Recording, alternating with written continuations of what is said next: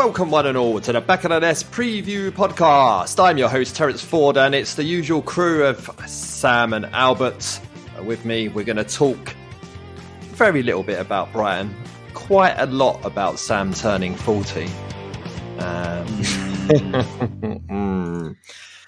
And yeah, looking forward to it. I guess Liverpool as well. We'll do some Liverpool. I actually have some Liverpool chat lined up this week, so looking forward to it. So let's crack the beers first. Let's crack the beers. I'm thirsty. I want a beer. What about you? You want a beer? I've got one from the Magic Rock Brewery this week. Please, Huddersfield. We just checked before the recording. They're 7th at the moment. They can make the playoffs and get promoted. And then we can resume Magic Rock Brewery at away games, which would be nice. Hesketh, you actually had a beer. Yeah, I'm also still drinking it. I haven't just finished. I got a crate of Dos Equis, which is my favourite beer, Mexican beer, from my wife for my birthday. So we get it. Was your birthday, all right, mate? We get it. All right. So I thought I'd crack open the first bottle and share with you guys. Albert, on the other hand, said he's got something that would make me cream my knickers. Evening. Well, yeah, we're down to the dregs in our house, which is why I've just finished a bottle of Cobra, which is, I mean, listen, I know you guys rib me for drinking Heineken and Budweiser, but Cobra's just not up to scratch. And I think there's a reason why they serve it with curry, because you're all about the grub at that point. So I've had that, so that's put me in a bad mood. And then the only thing left in the fridge, who likes jam donuts? Oh, because all I've got left in the fridge is a Tiny Rebel Pump Up the Jam, a jam donut pale ale, which listeners of the show will know I'm going to really, really enjoy. So this one's for you, Terence. You might be shocked, or have you actually had it before? If I've had it before, I would have probably been quite pissed already and can't remember. There's no way I'd agree to it under any other conditions. So happy birthday, Sam. Thank you very much. From one donut to another. Bottoms up. I have to say, it smells lovely because it smells like strawberry jam, but I don't want that in a beer. Pump up the jam, pump it up. Oh, his face. I mean, I've got to be honest. I'm not a fan of that one. I've had it before. I'd rather dip a jam donut into a Cobra beer and just eat that. That is not okay. But happy birthday, Sam. Thanks. Well, apparently also, which is not okay, is recording a day late. Chris, who was our guest on the show a few weeks back from One More Point, he tweeted us saying, Thursday night is when I get the wine and beer in for the weekend from Aldi whilst listening to Back in the Nest preview podcast. But where is it? No new episode. My weekend is ruined and we haven't even reached Friday. Who's taking the blame this week? I'll take the blame. I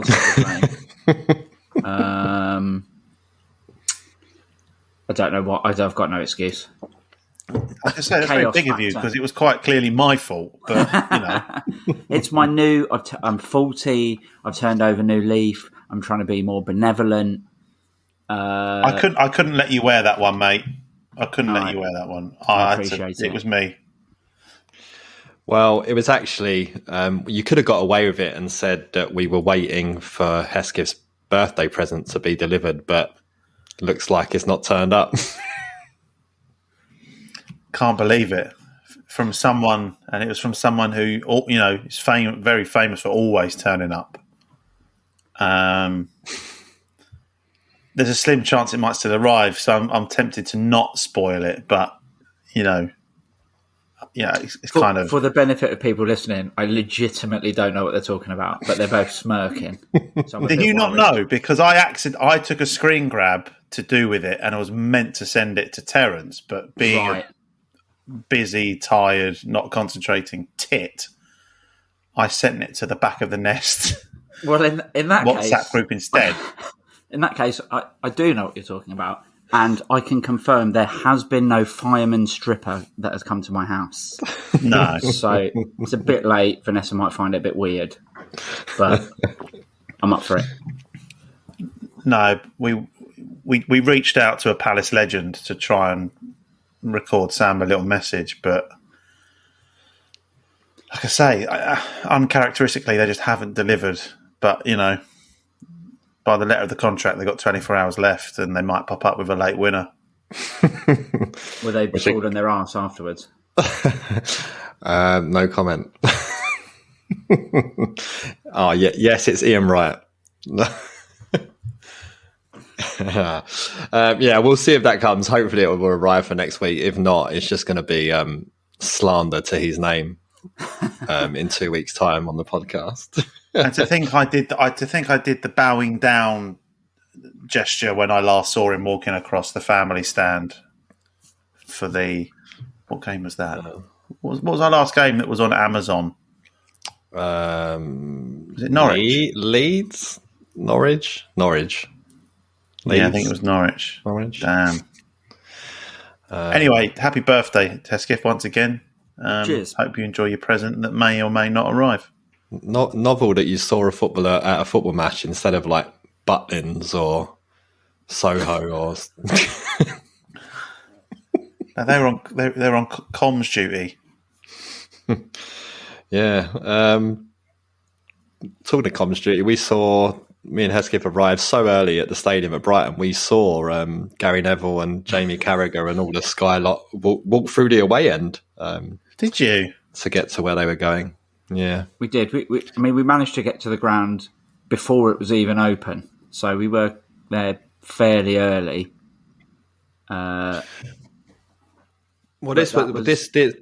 This occurred because me and my missus made a weekend of it in Brighton, and I'd previously forgotten that I'd said to Hesketh that no one's going with him, no one's going with me, so we'll go together. And I'd forgot that, so Hesketh had to third wheel it with me and my wife for awkward. No, it was lovely. We got an early train up to avoid rush hour and had a dinner at the diner on the seafront, the American diner on the seafront. Table for three. Table for three. Yeah, and it's not what it looks like. Yeah, and so it was sort of like yeah. Put my keys in the bolt. I was pretty sure they were the only set of keys in there. Like, worst part. Terence can't drive. Yeah. But I do have, and that isn't a euphemism. That genuinely isn't a euphemism. Yeah, I genuinely have car keys now. I have a car, but yes, you're right. I can't drive. But yeah, so dinner was over by 5:30, so we just jumped to train to Falmer, and then it's pretty good as an away end, but went a bit mental, didn't it, Sam? Yeah, I mean the calm before the storm. It started off. We were there, like at 6 o'clock. Got a beer and we're just standing having a chat, and a very nervy looking steward walked up to his supervisor. Bearing in mind, there's maybe 8 or 9 people in the concourse total, and he walked up to his supervisor and he was like, "Are these all Palace? Is it going to be all Palace in here?" Really nervous, and the guy was like, "Yeah, it's the away end," and then walked off. And so this nervous steward sort of stood near me and Terence, just legitimately looking really nervous. To the extent I wanted to walk over to him and be like, "You look a bit nervous, mate. Are you going to be there at the front when Brighton rush the away end and it all kicks off?" And for about half an hour, as people sort of trickled in, he was just stood there, not really doing anything because didn't have to, but genuinely looking very, very timid and very nervous. And then it all sort of snowballed in the course of about 15 minutes, and he turned from a tiny little wallflower to an absolute raging lunatic party animal. And I'll let Terence pick up the thread. Yeah, literally, just we picked this bollard and just stood leaned against it, and then for some reason, it's like everyone gravitated towards where we were standing, and it's where everyone started singing, bouncing up and down, throwing beers everywhere, and singing songs. To which you could just see the grin getting wider and wider on this steward's face. Side note, there was a female steward as well who at one point came over to me and Hesketh and said, "Are you two twins?" Both of us equally insulted for different reasons. Yeah, I'm not sure who should be more upset at that. But then, it all snowballs over about 15 minutes, and the next thing you got people literally climbing the rafters. And the first bloke to do it jumps up this bin, climbs up the wall, and then is on these. They have these sort of separators so they can change the size of the away end and stuff. And he's just standing up there, leads a chant of "We love you," and then obviously when he looks down, being like, "I want to get down from here," he sees just stewards everywhere waiting for him to get down, and like he's like playing Call of Duty or something, but in real life, he pulls 2 smoke bombs out of his back pocket, cracks them, drops them on the floor, and then makes his escape through the smoke. It was he a fucking ninja? Yeah, it's like with the 1960s Batman episode where he lets off the bat bomb, and then you see sort of the smoke goes, but he hasn't got quite far away enough. It was just brilliant. And this whole time, all the stewards are standing there, like really looking concerned, but this previously really nervous steward is jumping up and down, screaming with all of the Palace fans, learning the words "So we love you" with his phone out, filming the guy. Just, like, what is going on? And it was like he just forgot that he was working and just got roped up in all of the fun and just, had a laugh. And like, fair play to their stewards. Their stewards were all like pretty actually good-natured with it all. And then the police come in at about 7:15, 7:20 and ruined the vibe. But it was brilliant. It was good fun, and actually, I don't know for sure if it was him. He looked like him. The guy who sort of chucked the smoke bombs off and jumped off the rafters may or may not be picking up an assist in fantasy football for during the game. Yeah, so the guy or girl, the person, they shall remain nameless, who threw the smoke bomb for the penalty was directly in front of us plus 1 row. So when they've lobbed it and it's landed perfectly on the goal line, it's just like, he's going to save it. He's going to save this penalty. It's just there's something about it. You just got this feeling that he was going to save it. And when he did, everyone was like all over the person that threw it. Just basically like, you've got an assist for that penalty save. Like, absolutely got an assist for that penalty save. Absolutely brilliant. And then typical Palace, we concede from the corner. But thankfully it was disallowed. But so fair play to that bloke. I've given away his sex again. Sorry. That person, fair play. Hesketh, though, it was a bit... you've really narrowed down the amount of suspects by specifying that it was a bloke. I've never seen so many smoke bombs at an away game.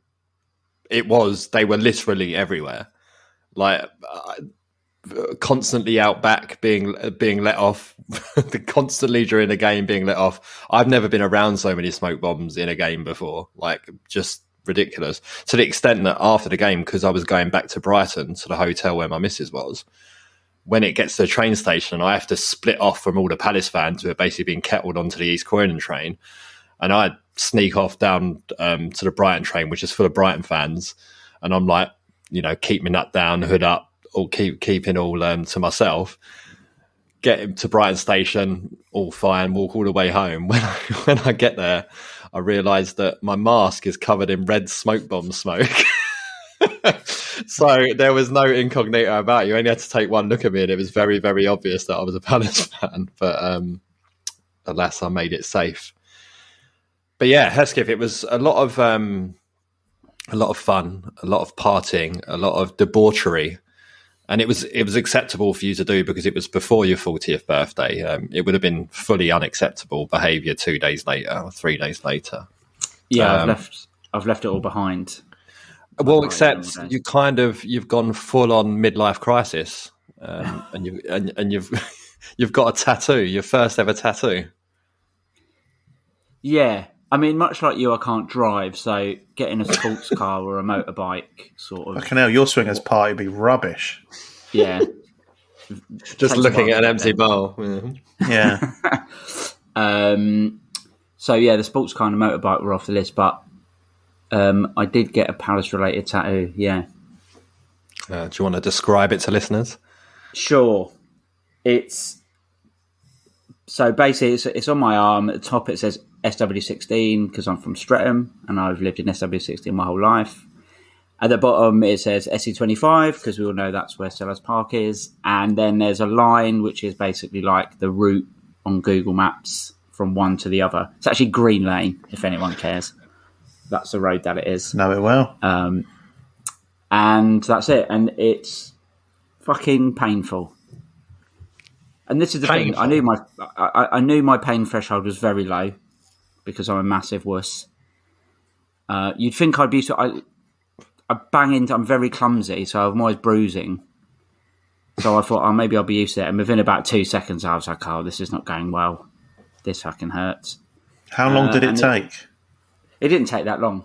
It took about 20 minutes from start to finish. And how did they, obviously it's a specific line, because like you say, it's the route from, how did they do that? Well, I had printed off the map. Nice. And he sort of traced it. I guess that's what they do. Yeah, they trace it on first in sort of like light ink, right? And then draw over that, basically. I see. I mean, I could do something similar with my journey from Watford to Sellers, but it'd have to go on like my back. Yeah, well, one of the first people... And I'm not sure I could stomach it. It'd take quite a while. One of the first people that replied was a mate, Dave Carr, who used to play for Streatham Hockey. And he was like, if I was to do the same for the hockey team, he's from Sunderland. And he was like, yeah, same as you. I couldn't stomach having it start on my big toe and sort of finish on my forehead. So thankfully, Green Lane to Streatham to Sellers Park is quite a short journey, thankfully. Shout out to Streatham Ice Hockey, who won the cup the other day. Nice close final. What was it, 23-2 on aggregate or something? 23-2 on aggregate, yeah. cream and a crop in the final there. Fine margins. There was a shot from the final, the second leg, where the team they were playing, Invicta, who are from Gillingham, boo, we hate them, had they had quite a few injuries and stuff, so they didn't have a big squad. And it got to the point where there were so many of their players taking penalties that everyone had to stand up in the penalty box because there were too many people in there. So the fact that we beat them like 18-1 or whatever the score was in the second leg is not a massive surprise. But I'll take it because a win's a win. So they were basically just trying to kick off all the time and getting penalties against. Yeah. Nice. Sounds good. Yeah, I don't think that even really worked either. So they tried. They're just not good enough. They're just not. Sorry, the penny just dropped. When you say penalty, you mean people being sent off? Yeah, like in the penalty box, like a sin bin for 2 minutes. Sin bin. Yeah, I remember that from EA Hockey. From EA Hockey. Yeah. EA Sports.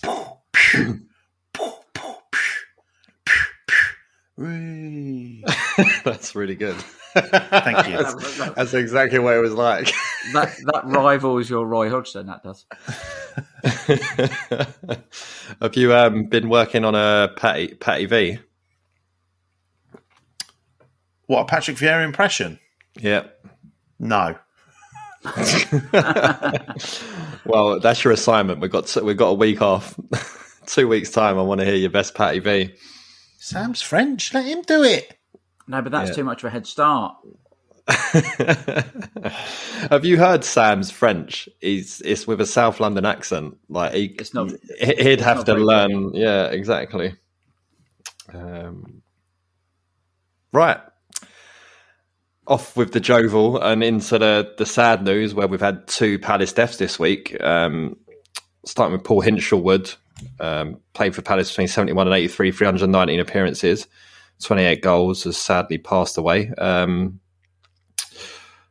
Albert, you think Hesketh's old enough to have seen him play?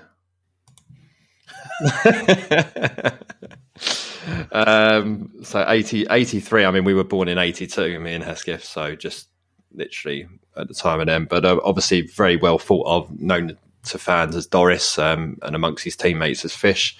And obviously passed away at a relatively young age, so very sad indeed. But you've seen lots of tributes pouring out to him, and I think at the game on the weekend there's going to be some sort of tribute paid to him in a certain minute of the game with an applause. So that will certainly be there. And then hot on the heels, you had Jamie Vincent at just a young age of 46, who come through the Palace Youth Academy, played a couple of seasons, made around 30 appearances, scoring 1 goal. Also passed away of a cardiac arrest a couple of days ago. So sad times, really. I mean, Hesketh turning 40, 46 is just, it's around the corner. It's very, very scary. Yeah, really sad news. I definitely remember watching Jamie Vincent play.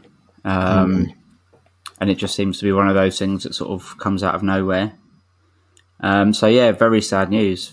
And like you say, at that age, it's awful. Indeed. And I can't believe I'm going to say this. And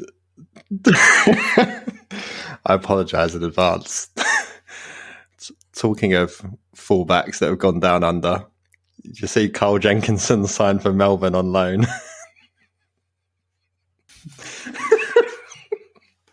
I apologise. I've got to make light heart of serious moments. They get to me too much otherwise. But Albert, this is the guy that a few years back we were seemingly desperate to sign from Arsenal, and because we had the gall to put in a relegation reduction in wages clause in the contract, he didn't sign for us. Ended up at Forest, and he's now loaned out from Forest to Melbourne. How do you think that relegation clause is looking to him now?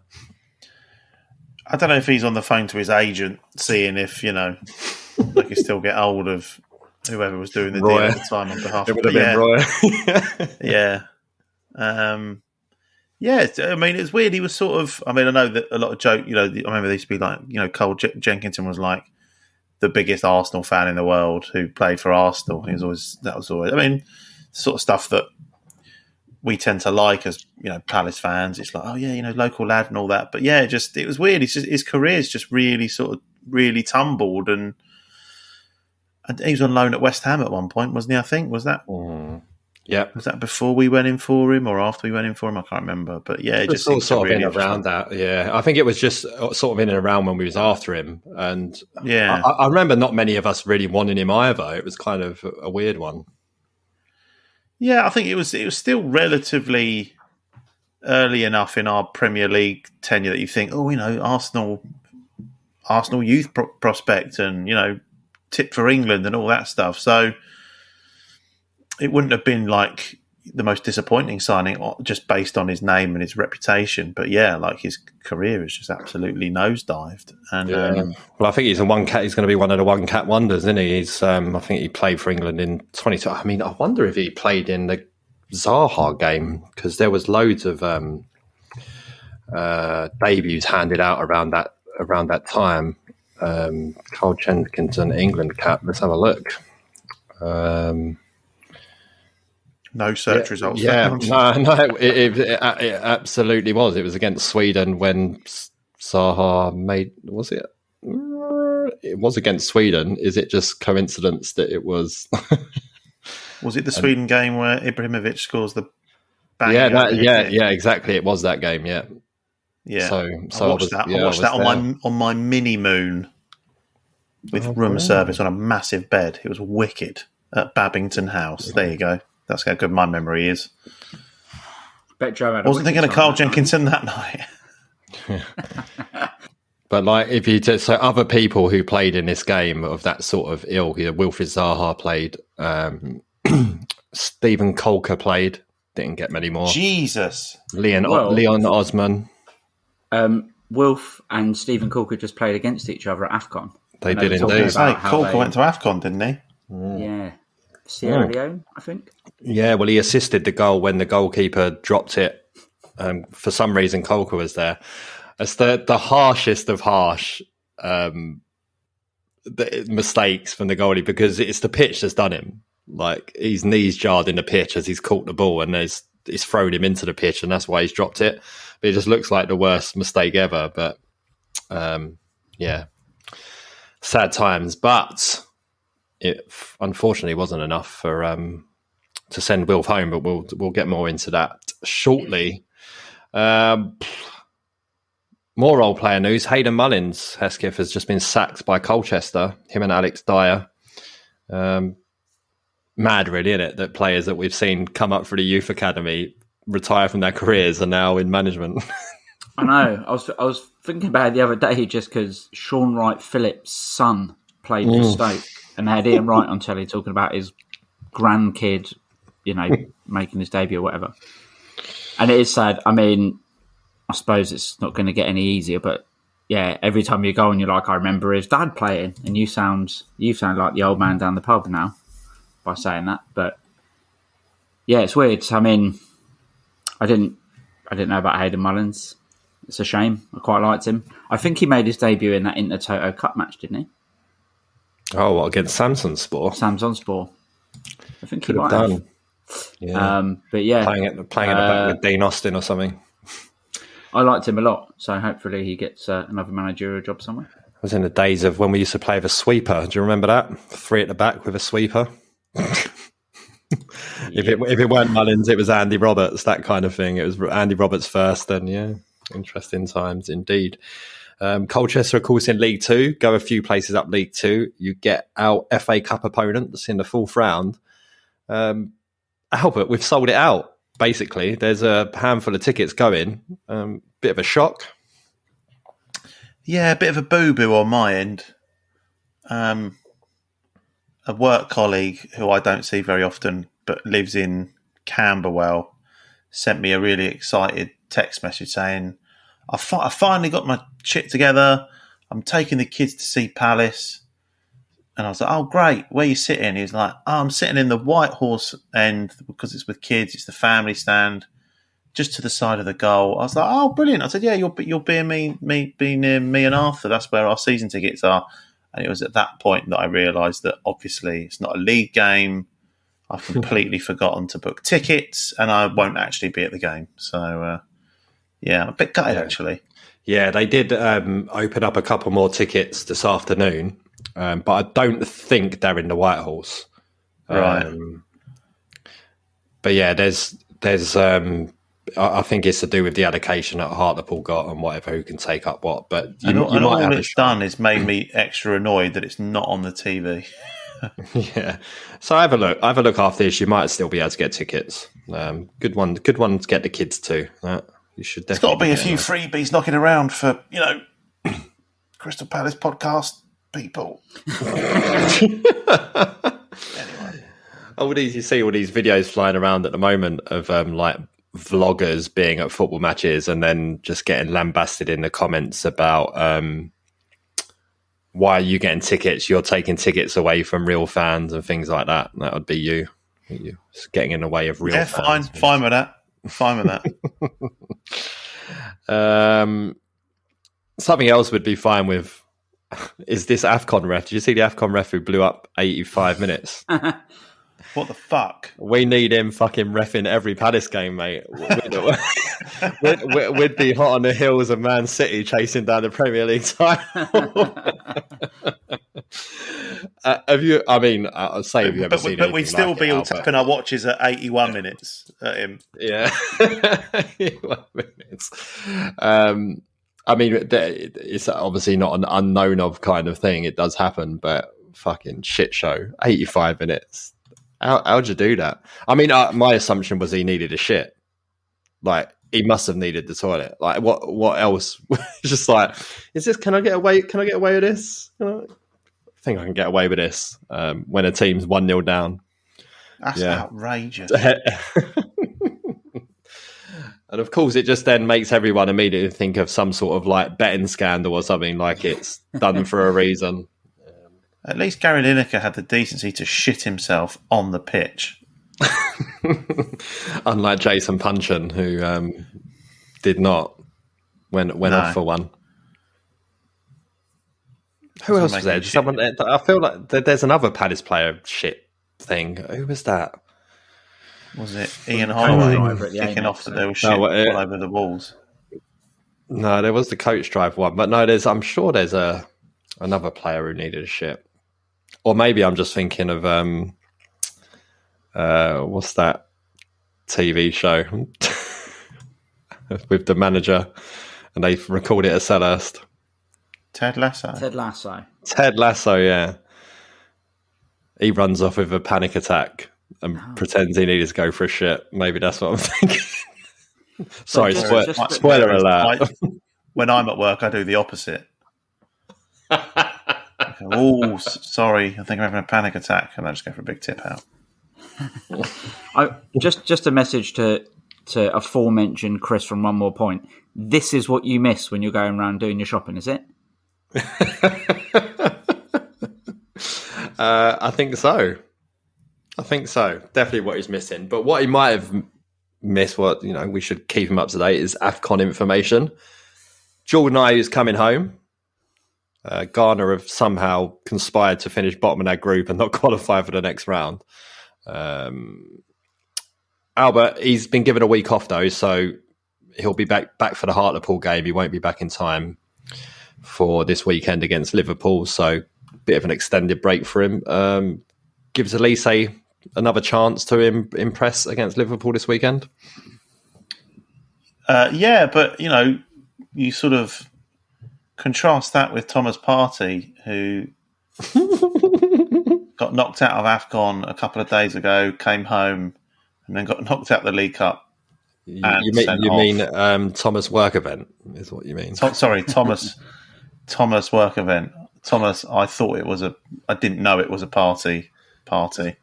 Yeah, so at least we've had, at least Jordan Ayew who can rest up and hopefully feature in the cup game. But yeah, at least there's the natural replacement at the moment. Obviously Liverpool's a bigger test than probably anything he's come up against so far, but you've got to stick him in.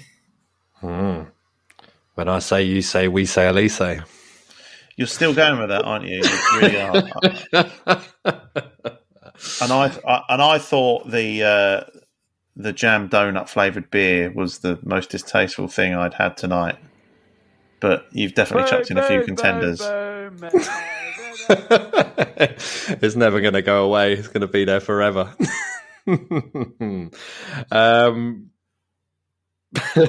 Chiarte and Zaha, unfortunately, not coming back yet. Well, not unfortunately. I want these players to do well. I want them to have international success. So, and obviously, Chiarte made the final last time, so maybe we can expect not to see him back for a while.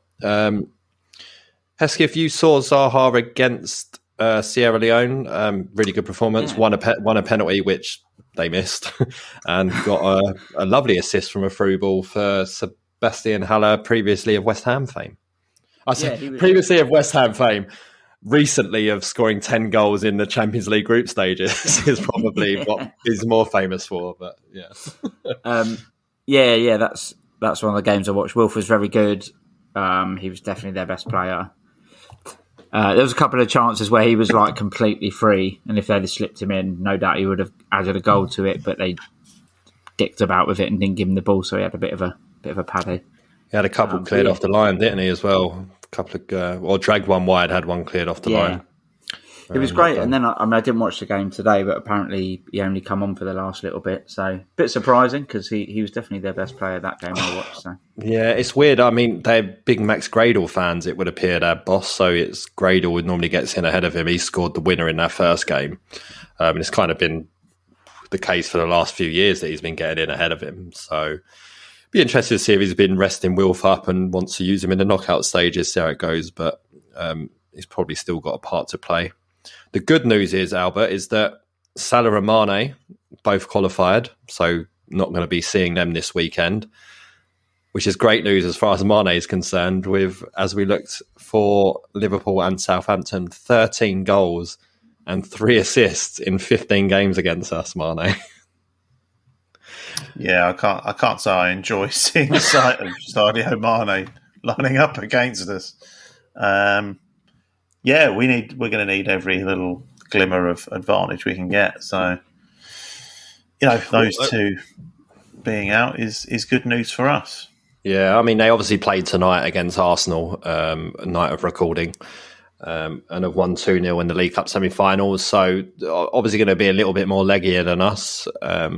But, it'd be one of those things where Jurgen Klopp complains about the number of substitutions available, and then we'll probably play the same 11 against us and only make one sub. But there you go. Might put out those dodgy COVID tests again and try and get the game. 11 false positives. Unbelievable. What's the chances? What are the odds? What are the odds of that? So now they can actually then play... Oh, now we actually do have COVID card as well, like another set of games. These are positive false positives. These are false positives, these ones. And it will probably be, do they still have to play Burnley? It will be inevitably when they have to play Burnley, and Burnley will have to call off more games. I mean, Burnley are going to have to, I think we've been talking about this, we're going to have to play double headers. I don't know how else they're going to get it in. Those when are days. When it gets to the end of the season, I'm going to change all my fantasy football players for Burnley players, because you're just going to rack up the points. As I was saying, like, just Ben Mee or Tarkowski, don't even think about it. Just triple captain them 5 games in 10 days. Brilliant. Okay, so something a little bit different this week we're going to do. I'm doing an opposition view for a Liverpool website ahead of the game. So we're going to answer the questions that I've been asked to answer for this article, so I can cheat answer it and get it out of the way. Terence outsourcing his media duties. Have you noticed? BBC's Terence Ford. Yeah. Indeed. Yeah. Come on, my BBC article was fucking amazing this week. Even if I do say so myself, I didn't. If you can say it, if I can say it, yeah. It's this 6.5% DDH IPA that's glass is empty, tongue is loose, mate. Come back when you've had a fucking jam donut flavoured beer. Yeah. But yeah, in the BBC article this week, I managed to crowbar in that Brighton were trying to break a karaoke world record attempt by singing Sussex by the Sea with the words on the screen. Come on. That's pretty good going. I can't say I've read it yet. It's on my to-do list. Come on, man. It's like 250 words. Jesus. Anyway, so question number 1. It's a good one. This can go up to both of you. This is the 9th consecutive year that Palace are in the Premier League. A pretty outstanding effort for a club of your resources. The tone of these questions. Hesketh's holding up a little note that says the C word on it, and it's true. There's a lot of entitlement in these questions, as you'll hear. A pretty outstanding effort for a club of your resources, especially when you think all the teams that have fallen by the wayside during this period. Can you talk us through that stretch of time and highlight a few memorable moments and perhaps a few unsung heroes? So, I mean, straight off the bat, I'm going winning 3 in a row at Anfield. Yeah. Christian Ball. Dwight Gale. Mile Yanak's free kick at Selhurst. Yeah. Sacco and Benteke did a little handshake thing. Just straight up, just all of that, all this. The cameraman who got right up close to Luis Suarez whilst he was sobbing, and Gerrard had to swat him away. Yeah, that gif of the Liverpool fans as we score the 3rd. That's probably my favourite thing ever. Oh God, that one, the guy whose neck is like his head as well. Yeah. That Liverpool message board that we're talking about how many goals they think they'd score to rack up the goal difference, just to really make sure they won the league. Shout out to them. Brilliant. That's what I'm thinking of. Unsung heroes. I mean, I listed off the 2 have been here basically the longest time. Joel Wall and James McArthur are both really unsung heroes, I guess. Particularly MacArthur. So we would never, probably none of us thought that we would have been getting the sort of service out of him that we've got and been brilliant for so long. Yeah, I've also along with that. Marwan Shamak. Yes. Jason Punchin. I mean, Jason Punchin basically single-handedly kept us up for a couple of seasons. So, and then probably more of late Jordan Ayew. Punch that bloke. It was with a belt, mate. He didn't punch him. He hit him with a belt. Single-handedly. But apparently, according to teams in Greece, that means it's acceptable for him to be racially abused by the crowd. Because he hits like this. Did you not see this? No. He was racially abused, and then the Twitter account of the team that racially abused him said that basically because Jason Punchin has had a bit of a sketchy past himself, it's okay for people to be racist towards him. On the official Twitter account of like AEK, was it, or someone like that? It was like one of the big teams in Greece who play Champions League football. On the official account. On the official account. I mean, on any account. On any account, it's unacceptable, just for the record. It wasn't one tweet as well. It was like multiple tweets, like they were making a statement. And it just got worse and worse. Yeah, it's just dreadful. It's unbelievable. And thankfully, Paphos have really stuck up for Punchin. And he seems to be enjoying his time there at least. Okay, well, I think I've got enough to answer that. Thank you for your help, guys. There's been a bit of a sea change at your club from one of the masters of the old school methods in Roy Hodgson. I mean, that feels like a backhanded dig at him so they're taking from his time at Liverpool to someone with a progressive mindset in Patrick Vieira. How did the fans view the appointment of one of the most iconic midfielders in Premier League history, and what has impressed you about his tenure so far? So how did you feel, Albert, about the iconic Patrick Vieira becoming our coach? I was down with it. You know, it sort of spoke really well. You know, it's a bit of a left field approach. You know, it's a gamble on someone that's, you know, has a managerial career, but not an extensive one. Certainly not in the Premier League. Always liked him as a player. And yeah, I've always liked Vieira, and I you know, whenever he sort of, you know, did a lot of punditry work, you know, I always thought he spoke a lot of sense, came across really well, and I'm glad that it's, in my opinion, I think it's going really well. I've got big vibes of Patrick Vieira. Yeah, I don't think I need to go to Hesketh for that. We're all on the big Paddy V loving. It's all good, and I mean, the point I'll add to it is that I like that he's brave, and I think he's got a few things wrong. I think particularly Brighton, that last sub, he got wrong of taking Elise off for Benteke, although then saying that Benteke did make a few big clearances from corners when he came on. So, but it took away our counter-attacking threat and just allowed Brighton to pour onto us, and we were lucky to hold on. But he's brave, and he makes those decisions, and it's, you know, really uses his subs and tries to change things based on what he's seeing in the game and what he's feeling. In the same breath where I say I thought the Benteke sub was wrong, we were all thinking that the not taking Schlupp off was the wrong move in that same game because he'd not been having the greatest game in midfield. But he obviously put him out wide left, where we all know he's better anyway, but then also was designed to track Lamptey because of the pace of that Lamptey had brought onto the game. Still didn't work as Lamptey still basically rings round us down that flank.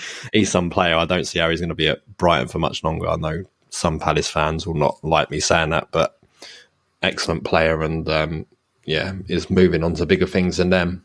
But yeah, big fan of Patrick Vieira. So good. We know where we're going now. And he's never punched a DJ, you know.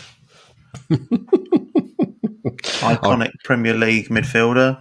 Yeah. Never punched a DJ. Last night the DJ saved my life. Conor Gallagher. How good of a player can he become? Can we keep hold of it? Can we keep hold of him after his loan period? I mean, he can fuck right off with that question. Yeah, I mean, dagger to the heart. To be fair, I wasn't like super excited when we got Gallagher. Not that I didn't think he'd be great, but just from seeing him at West Brom, I was like, he's all right. But obviously he plays a much different role for us and has been, I mean, for the most part, absolutely amazing. Seems to really have connected with the club pretty quickly. Like he celebrates as if he's a full-time Palace player, always bigging up the fans, and not just in a sort of fans are unreal tweet kind of way. Yeah, I mean, can we keep him after this season? No. Yeah, and what's nuts is I find you constantly see people posting pictures of, I bumped into Conor Gallagher on the street or in this bar or in this restaurant, and he's always very happy to post for the pictures and stomach all the questions of being like, stay, mate, stay. Because every time you see these tweets posted, the people always saying, I did my best to sell it to him. I think we all know we're not going to keep him with each performance that goes. I think the only thing that is, when he drops a bit deeper, I think he's still got a lot to learn in that position and didn't have the greatest time there at West Brom playing that sort of role. And he's obviously far better when he's at the attacking point of that midfield, pressing high up and winning the ball back there. But so I think 3 more seasons at Palace will be enough to iron out all those. 4? Yeah, you're looking at me like 3 ain't enough. Okay, 4. Yeah, 4 seasons. Let's do 4, and then we win the Champions League, and then he goes back to Chelsea. Okay, good. Sounds good. Speaking of keeping players, are you quietly confident of holding on to Wilf Zaha for the rest of his career, Albert? Oh, yeah, I think so. Jinxed it now, and I.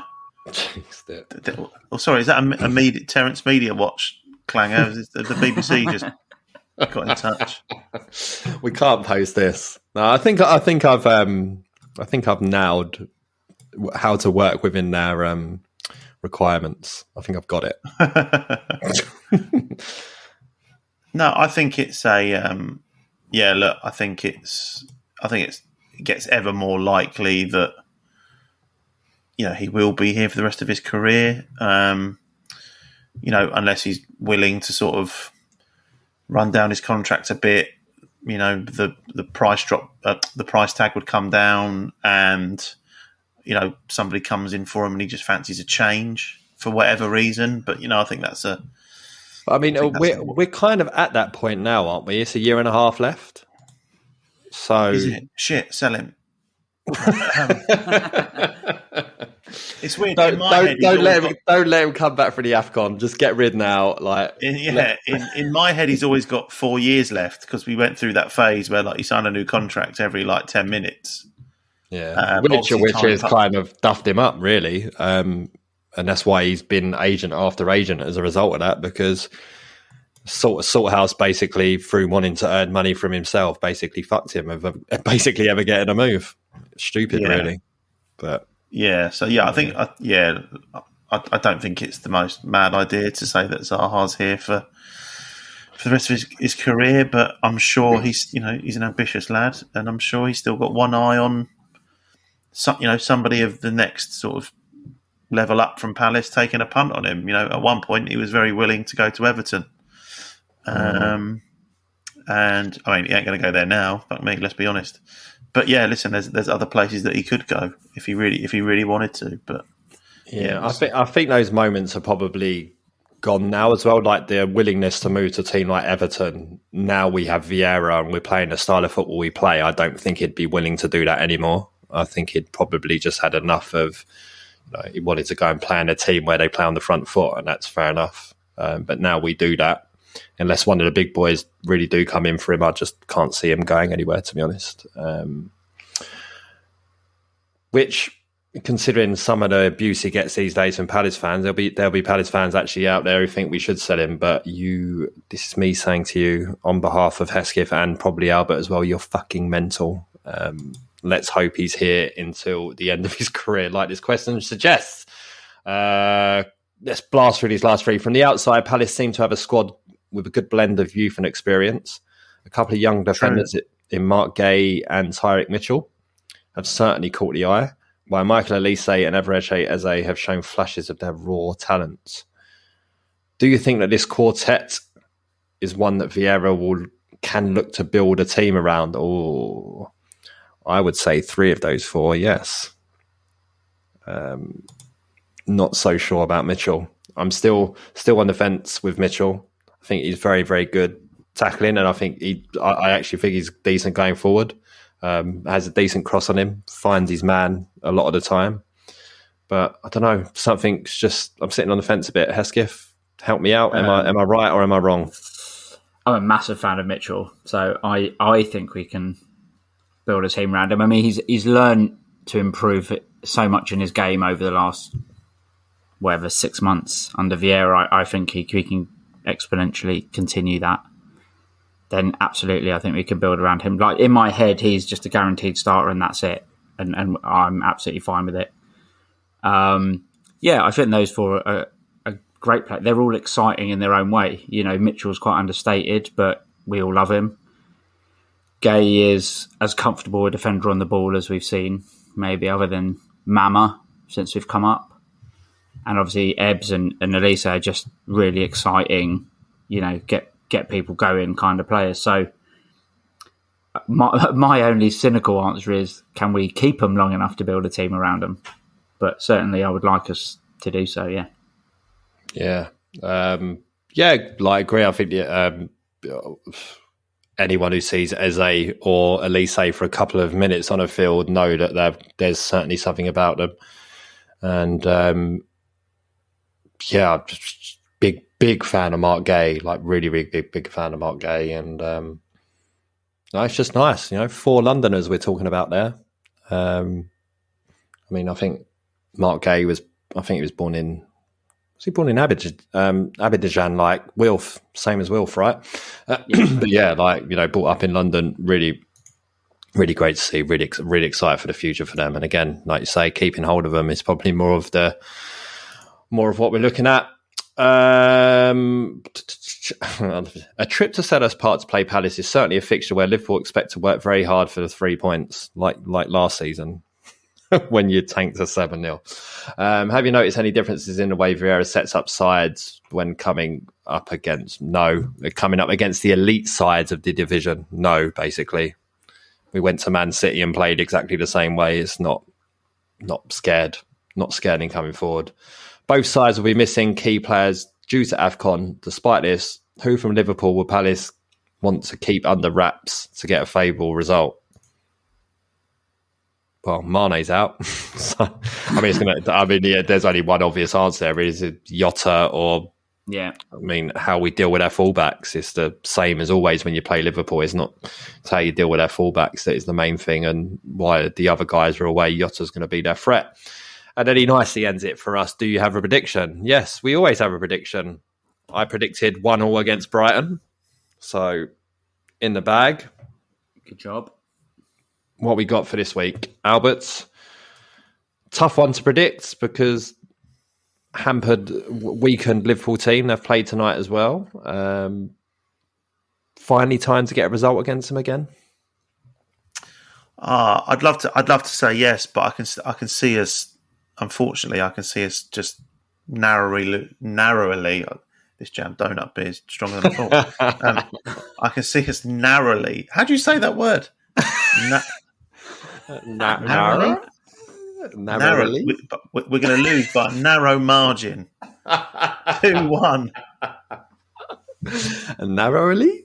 Narrowly. That doesn't sound right. 2-1 Liverpool. Merrily. 2-0 Liverpool. Okay, Hesketh, what you about? I reckon we'll play all right and we'll give them a decent game, but I think they'll get goals at like annoyingly good times for them. I think we'll lose 3-0. But that'll flatter them. In all respect to the recent deceased Archbishop Desmond, I'm going for a 2-2. Brave, I know, but I've got a feeling. I've got a feeling about it. So there you go. So I can't even remember what Liverpool site this was. I I'll post a link in socials when I write this. Thank you for helping me. Thank you for buying into my outsourcing. Excellent stuff.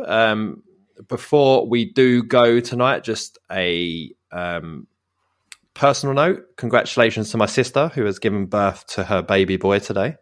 No name as of yet. No name as of yet. He is a fat fucker. High in the 8 pounds somewhere. But yeah, congratulations to her. Have you suggested that for a name?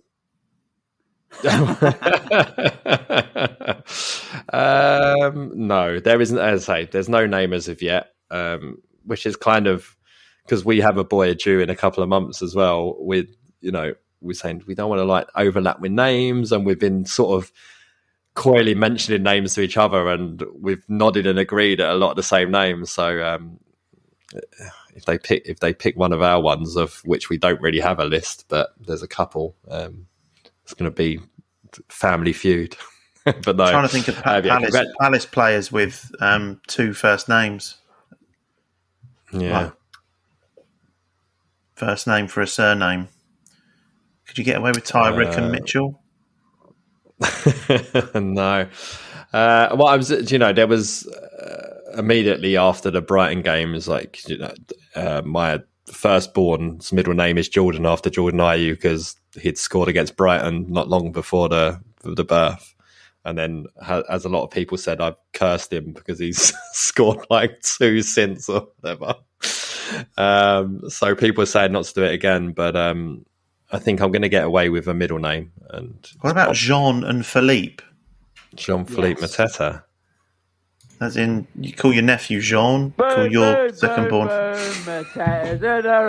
ain't no striker better than Jean-Philippe Mateta. Jean-Philippe Mateta. Yeah, maybe it's a good shout. No, so I don't know.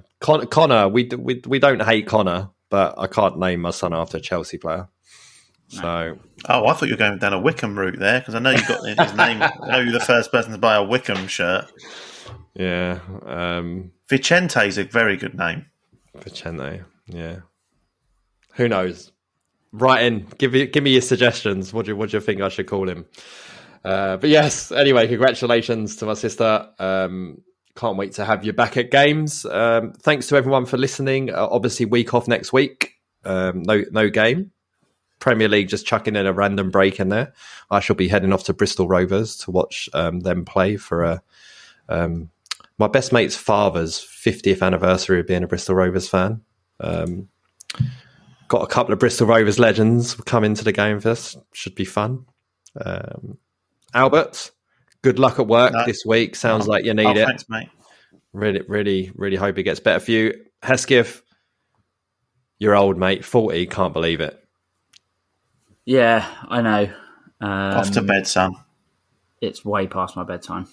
And at this point, your next midlife crisis, I'm expecting a pair of like 10 grand Jordans or something. Fucking hell, I'll be out of my house if I ever did that. So yeah, anyway, we're back in 2 weeks. Thanks for everyone for listening, and until then, up the Palace.